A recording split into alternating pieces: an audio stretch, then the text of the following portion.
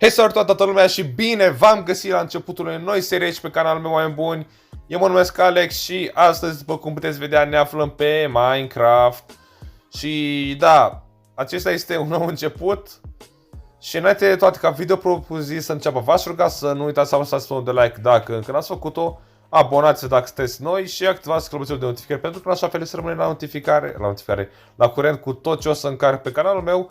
Și da, mai buni, cum am spus înainte, acesta este primul episod din noua serie Minecraft. De asemenea este și primul sezon. Și da, dacă nu știți exact ce o să facem în această serie, pur și simplu este o serie survival ca toate celelalte. Noi o să ne construim propria noastră lume cum vrem noi, că să construim ce vrem noi, castele, rachete, tot ce vrem noi putem să construim. Și care sunt obiectivele noastre? Pur și simplu să batem Ender Dragon, să ne construim lumea cum vrem noi, să batem Wither-ul și după aia să mai explorăm tot ceea ce mai este de explorat în jocul ăsta. Și să precizez că eu n-am mai jucat Minecraft de ceva timp, deci dacă cumva nu știu ceva materiale noi sau ceva construcții noi sau chestii de genul, îmi cer scuze, dar nu prea m-am mai informat legat de Minecraft. Dar oricum aș vrea ca de asemenea să mă întorc activ pe Minecraft și acolo avem un village, ceea ce este foarte bine. Și da, oameni buni, haideți să lăsăm toate ustensilele de iarbă, da, de lemn care nu ne trebuiesc și aici azi am văzut o leacă de căul, așa că aș vrea să mă duc să-l iau totuși, pentru că jucăm și pe dificultate normal, n-am pus pe hard. M-am gândit să pun pe hard, dar având în vedere că n-am mai jucat ceva timp Minecraft, nu vreau să mor deja din primul episod. Hai să luăm și ceva piatră, pentru că așa, totuși, nu trebuie după aia să venim să mai luăm piatră. După aceea vreau să mă întreb către village. Avem noroc că ne aflăm lângă un village, încă o bucată de cărbune, mai multe bucăți. Oricum, toate lumile care le-am avut eu până acum pe Minecraft, mereu când mă spawnam, se afla la câțiva metri sau câteva blocuri distanță, se afla mereu un village. Deci, cred că village-urile acum este un rating de spawn mult mai mare decât în versiunile precedente. Mă readuc aminte, gen, acum 4-5 ani, când jucam Minecraft, era destul de greu să găsești un village. Și dacă găseai un village, erai cel mai tare. Bine, acum având în vedere că o băgat și posibilitatea să găsești chesturi, de exemplu puteți să găsiți armuri, bucăți de iron, diamante, emeralde, este mult mai interesant și sunt și mult mai multe. Și din câte se pare să fie un village destul de mare și destul de bine organizat, adică cred că o să aibă multe chestii. Ok, haideți să vedem, au deja niște țarcuri cu 2 vaci și un măgar sau un cal ce fie ăla. Ok, foarte bine, avem deja 2 văcuțe, aici este o casă cu un chest în mie, da, și pat. Ok, pâine, slapping-uri, am uitat cum se numeau, mere, cartofi și o pană. Ok. Bun, hai să luăm totul. Am uitat de acel măr. Cred că o să mă stabilesc în acest village, deoarece, bine, având în vedere că am găsit un village, n-ar fi rău să ne stabilim aici pentru moment. Casa o să o fac într-un alt episod, pentru că acum chiar nu am chestia cum să o fac. Dacă am găsit acest village, hai să ne bucurăm de el totuși, hai să stăm ceva timp aici și după aceea vedem cum continuă absolut totul. Aici mai sunt câteva căsuțe, hai să intrăm aici să vedem ce este. Ok, o să mă uit altă dată. Bun. Pisică, ok. Bun. Ok, avem și câteva ferme pe aici, ceea ce este foarte, foarte bine. Încă un chest aici. Ok, nimic de interesant. Ok. Hai să luăm totuși grâul, pentru că avem acele 2 vaci acolo și n-ar fi rău să le mulțim. Hai să luăm absolut totul, că după aia fermierii o să fură totul ei și nu o să ne dea absolut nimic nouă. Zgârciți. Ok, bun. Unde sunt semințele? Uite-le. Bun. Ok. Bun. Eu tot mai explorez acest village să văd, poate mai găsim ceva de interesant. Acum nu știu, avem aici morcovi, ridichi. Ar trebui să avem pe lângă noi și cartofi în teorie, adică ar trebui să se afle și o mică fermă de cartofi.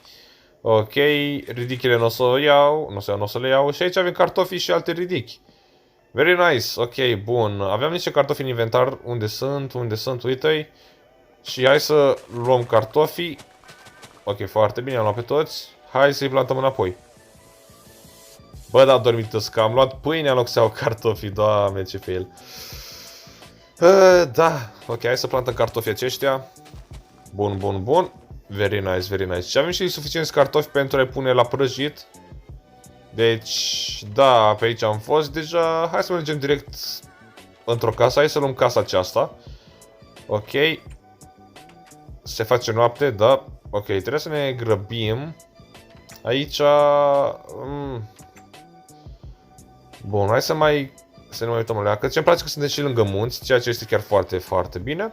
Hai să mulțim o leacă aceste vaci. Pentru ca după aia să avem o posibilitate să... Nu, oaia nu te vreau. Să facem bucăți de piele pentru cărți. Avem nevoie și de sugarcane. Deci, ce vrei mă tu? Asta mă că eu am cartof în mână, de asta mă urmărea dementul. No, oaie, pleacă. Ok, hai să intrăm în casa asta din dreapta, să dormim. Și după aia vedem noi ce o să mai facem. Oricum trebuie să mă pun să-mi aranjez itemele. Ieși afară, te rog frumos. Și după aceea o să mergem și la minat, poate o să mai facem câte ceva. Dă-te mă jos din pat. Oricum, episodul o să fie destul de lunguieț. Nu știu exact cât, dar oricum țin să vă spun că o să fie destul de lung. Ok, bun. Ce să facem acum? Punem chestul, doamne, crafting table-ul aici. În casa aceea se afla un chest și mă duc să le iau acum, ca să avem două. Dar stai că eu am toporul. Da. Bun, hai înapoi. No, demet. Bun, hai înapoi. Ok, avem și câteva animale gen oi, porci pe aici prin prejurime. Așa că pot să spun că ne-a spawnat chiar foarte bine, nu mă pot plânge. Dacă mai în față sau mai prin jurul locului de spawn se află și o câmpie, ar fi perfect. Pentru că mie nu-mi place să-mi fac baza pe o câmpie, pentru că am mult mai mult spațiu de a construi și pot să construiesc mai multe chestii. Dar e frumos, de exemplu, și în mijlocul la munți, în mijlocul unei păduri sau mai știu eu ce, pentru că poți să construiești mult mai multe chestii. Ok, hai să punem și acest furnace sus și să punem cartofii la la prăjit. Bun, bun, bun. Ok, oameni buni, avem 20 și 22 de cartofi deja prăjiți. Hai să mai mulțim aceste vaci. Ok, avem porci, avem oi. Hai să luăm ceva piatră de aici. Oricum, cred că minimul te lăsau să-l dărâm, deoarece nu arată bine. Dar oricum, o să avem multe chestii de făcut în această serie, deoarece m-am gândit așa. Pentru fiecare biome, de exemplu, savană, deșert, mesa, ce se mai află în joc, să fac câte o bază. De exemplu, asta o să fie baza noastră normală, basic, baza principală, să zic mai bine. Și după aia aș vrea să mă extind și în alte biomuri. De exemplu, în deșert vreau să mă extind în savană, eventual la polul nord, cine știe, în mesa chiar și poate cine știe, în nether. Pentru că vreau pur și simplu ca această serie nu doar să fie lungă, dar să fie și frumoasă în același timp și să fie plină de content. Ok, aici avem o peșteră și avem și niște bucăți de aer care le luăm imediat. Deci dacă cam asta ar fi ideea mea, cum aș vrea să construiesc asta, cum îi zice, seria în sine. Vreau să fac pur și simplu multe construcții, vreau să-mi extind în fiecare biome. Și fiecare biome o să aibă și o anumită culoare a bazei. De exemplu, pentru baza principală, zic așa, nu știu ce culoare o să aleg, eventual poate aleg un albastru sau un albastru deschis, ceva, un bleu marin. Nu știu, încă nu știu. Și de exemplu pentru deșert o să fie galben, pentru savană o să fie roșu sau portocaliu, etc, etc. Pentru nether roșu, cine știe. Și da, am găsit și de sugarcane, ceea ce îl putem planta aici pe nisip, deoarece pe nisip crește mult mai repede sugarcane-ul. Și hai să mai deficăm câțiva copăței și după aia... Nu știu, vedem ce mai putem să facem. Oricum, videoul o să fie destul de lunguieț. Nu vreau să-l termin repede. Pentru că vreau să și vorbesc cu voi, să-mi spuneți părerile voastre, ce ați vrea să mai vedeți voi pe canal. Sau ce ați vrea voi să construim în Minecraft. Dacă vreți să construim, nu știu, turnefel, construim chestii de genul, nu știu. Dar oricum, eu aș vrea să-mi fac o bază mai... Nu știu cum să zic, mai gen într-un stil medieval. Nu știu de ce, dar parcă stilul ăsta medieval dă foarte bine în Minecraft, nu știu de ce, mai bine decât stilul modern sau chestii de genul. Dar oricum avem timp să ne schimbăm ideea, acum depinde și locul unde să ne stabilim. Deoarece eu nu cred că o să mă stabilesc nu cred că o să rămân definitiv în village, deoarece, da, este drăguț, este între munți, dar, vă repet, eu sunt unul care îmi place foarte mult câmpia, deoarece îmi deschide mult mai multe oportunități de a construi fel de construcții. Ok. Bun, hai să luăm și bucățile astea de lemn. Ok, este un copac mare care nu îmi place. Mie copacii mari, în general, nu îmi plac absolut deloc, deoarece dacă uiți cumva o bucată de lemn să o tai, după aia nu-ți mai cad frunzele și asta chiar e destul de enervant. Ok, hai acum să lăsăm toate bucățile acelea de lemn în chest și am văzut ceva acolo care s-o ars sau chiar că era un mobalău. Ok, hai să controlăm să vedem ce este. Oh, hello! Ce are mă în mâna asta? Hello? Au! Ok, l-am urât. Ce pana mea ar trebui să fie ăsta? Tridentul lui Poseidon, lui Aquaman. Ok, hai să mâncăm un cartof deoarece ne scade hunger-ul. Ok. Interesant. Îți curios dacă ar mai putem să o luăm într-un fel. Bun, haideți să lăsăm tot lemnul care l-am colectat până acum. Și după aia, sincer, aș vrea să mă duc la minerit. La minat. Pentru că avem nevoie de resurse și, ok, scoatem și restul de cartofi și să punem acest iron la topit. Se face și noapte, ceea ce îmi prea este bine, pentru că nu-mi plac zombie, nu-mi plac mobii în general, pentru că mă fac să înjur foarte mult și mai ales dacă ei dau de un creeper și mă bubuie jumătate de casă, după aia nu este deloc frumos. Ok, bun, mutăm tot ce nu avem nevoie. Ok, lemnul sus, e bine, cobblestone nu vine jos, ok, bun. Pot să mă culc oare? Nope. Acum? Nici. Bine. Acum? Da, perfect, ok, bun. Ok. Ok, bun. Ne-am revenit. Ce vreau să fac? Am uitat să iau acest stick, da. Să facem mai multe stick-uri, deoarece, vă repet, mergem în mină. Mina care am văzut-o câteva momente înainte. Da, mina aceea care am văzut-o cu câteva momente înainte, scuzați-mă româna. Dar abia m-am trezit și eu și am spus hai să mă pot să fac un video și da. Ok. Ok. Torțe, avem nevoie de ele. Pickaxe de iron, că nu se știe niciodată cum poți da de diamante și în rest cred că o să las tot ceea ce nu am nevoie acasă și cred că asta o să și fac. Pentru că nu are rost să iau tot ce nu-mi trebuie. Dacă găsesc cumva un mineshaft de la foarte mare și după aia trebuie să iau să colectez absolut tot. O să mulțim vacile. Am spus vacile, nu cai sau măgari, ce sunteți? Da, e cai, 2 cai.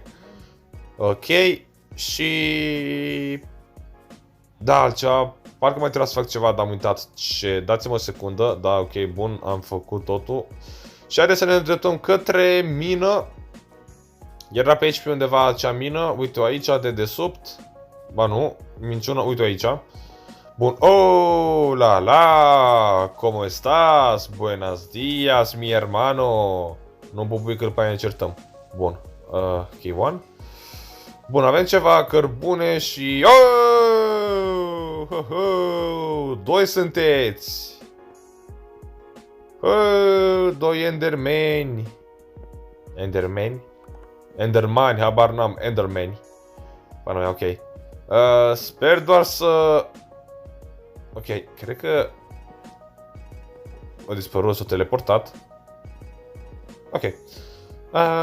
Ok, tot eu că se teleportează în continuu. Oare s-o fi dus pe afară, cine știe.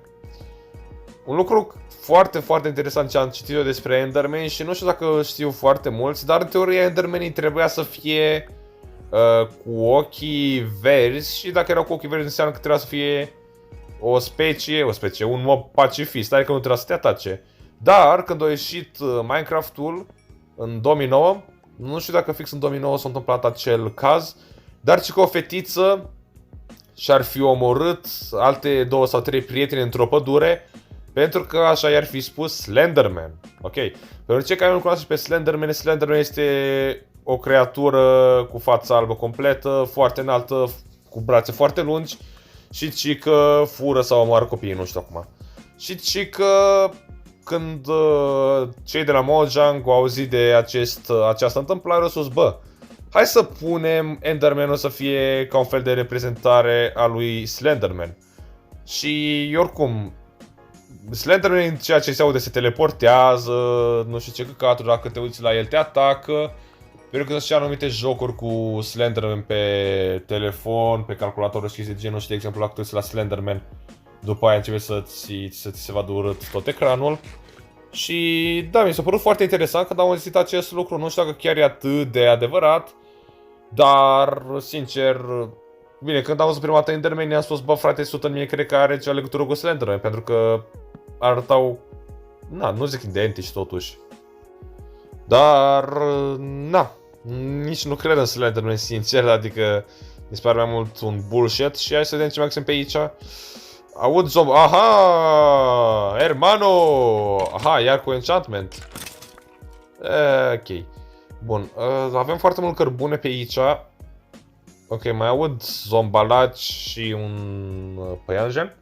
Oricum, pentru începutul oameni buni, cred că se iau absolut totul ce e legat de coal, iron, pentru că eu mereu când avansez alt creeper într-un joc, de exemplu Minecraft-ul, nu prea mă mai focusez eu pe iron și mă focusez mai mult pe diamante. Hai, mori, dă-te în... Ok, bun. Hai să luăm acest iron, deoarece iron-ul chiar avem nevoie de el în momentul de față. Ok, ok, bun, bun, bun. Eu tot aud zombalaci care tot mormă, care fac... Și mă cam scoate din sărite totuși. Ok, hai să luăm cărbunii și după aia continuăm. Să vedem până unde ne duce această mină. Nu știu cât de mare îi, nu știu cât de adâncă îi, pentru că pentru a găsi diamante și foarte bine trebuie să coborâm de mult se poate în profunditate. Și da, sincer nu aș vrea să dau de o mină scufundată, adică niște mine pline de apă. Ok, mai avem aici niște bucăți de iron. Ok, un liliac și în rest nimic. Hai să luăm aceste bucăți de iron. Și după aceea să vedem de unde se aud acești mobi, frate, că tot îi aud în continuu și mă cam enervează. Ok, am pus o torță deoarece în fața mea, în momentul de față, bate soarele. Și am televizorul gen lângă geam și tot îmi bate soarele în continuu și mă enervează. Și de asta am pus o torță. Știu că voi vedeți mai bine de pe video, dar uitați-vă că eu nu văd bine deloc. Da. Ok, trebuie să fie aici jos zombii ăia, zombiul și spiderul ăla. Și da, uite-l. Hello, liliacule. Bun, bun, bun. Ok, pot să dau un el de aici. Nu, pe aia nu se cațără. Stai jos, ok, bun. Și tu, mie, hermano, te-ai dus. Ai dat tortul popii. În rest, nu mai e nimic interesant pe aici. Da, zice, hai să coborâm jos, să vedem până unde ne duce această mină. Mai avem aici bucăți de cărbune, o să le iau pe toate odată ce mă întorc, pentru că acum chiar nu am chef să iau totul. Ok, bun, văd că încă mergem în jos, dar acum, da, s-a terminat, ok, fuck it. Bun, hai să luăm cărbunii ăștia și după aia ne dăm la suprafață. Ok, aproape am ieșit la suprafață, oameni buni, și am ieșit la suprafață, încă este zi. Oricum nu am petrecut foarte mult timp în mină, dar mai bine așa, nu aveam chef deloc să mă bat cu mobii. Ok, și acum haideți să luăm tot ceea ce am găsit în mină și să le punem în chest-ul, dar prima dată aș vrea să pun torțe prin tot satul pentru a nu pierde sătenii. Pentru că zombalacii după aia transformă villagerii tăi în alți zombi și după aia e foarte, foarte greu să faci rost de alți villageri. Numai să nu-i pui să se înmulțească atâta și după aia, da. Ok, hai să mai pun câteva torțe și... Da, după aia cred că mergem și noi să ne culcăm. Pentru că nu am chef să mă bat cu zombii. Ok, mai punem niște torțe pe aici. Și niște torțe aici. Ok, bun. Stai să punem și aici. Ok, bun. Aici am pus două, nu știu de ce. Ok, ok, ok. Bun, hai să ne culcăm. Bun, să închidem ușile în caz de ceva și hai să dormim. Bun, bun. Ok, bun. Dimineața, e bun. De ce să închid ușile? Ok, să mâncăm, pentru că mi-a scăzut hunger-ul destul de mult. Ok, hai să ne punem tot ce nu avem nevoie în chesturi, gen pâinea, tot ceea ce nu ne trebuie, cărbunii. Avem deja un stack de cărbune, aproape 2. Ok, și... da, hai să punem... Mai avem ceva pe aici? Da. Hai să punem iron-ul să se topească. Bun, câteva bucăți de col pentru că mai am nevoie și eu să fac torțe. Și iron-ul. Oameni buni, eu zic că video-ul putem încheia aici, deoarece ne apropiem încet de sfârșit și sper că video v-a plăcut. Dacă v-a plăcut, nu uitați să apăsați pe de like, dacă încă n-ați făcut-o, abonați-vă dacă sunteți noi, activați soluționul de notificări pentru că așa fel veți rămâne la curent cu tot ce se întâmplă pe canalul meu și da, eu vă urez frumos o continuare de la Alex e tot și noi ne auzim la următorul episod, deci, ciao, ciao!